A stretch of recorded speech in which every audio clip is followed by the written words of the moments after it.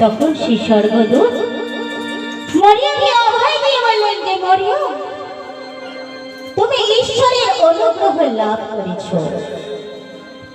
তুমি পরম ভাগ্যবতী, তুমি নারী কুলে ধন্য, আর তোমার গর্ভে এক পুত্র জন্ম নেবে,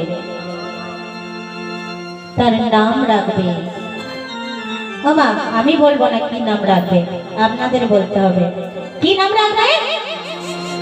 যিশু, তাই তো? তাহলে আমরা সবাই জানি যে মরিয়মের গর্ভে যে সন্তান জন্মেছিলেন তার নাম কি ছিল? যিশু। তাই স্বর্গদূত বলছে যে তোমার গর্ভে এক পুত্র সন্তান জন্ম নেবে, আর সেই সন্তানের নাম রাখবে যিশু।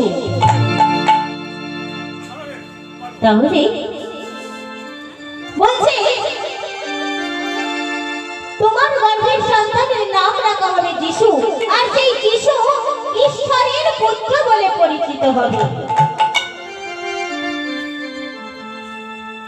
আমার কথা তুমি মন দিয়ে শোনো, তুমি কোনো ভয় করো না, আমি তোমার জন্য এই সংবাদ এনেছি। এই কথা যখন স্বর্গদূত বলছে তখন মরিয়ম একেবারে ভয় পেয়ে গেল। তিনি মনে মনে চিন্তা করছেন, সে কি, এই স্বর্গদূত কেমন কথা বলছে আমাকে, কেমন করে সম্ভব হবে? বলছে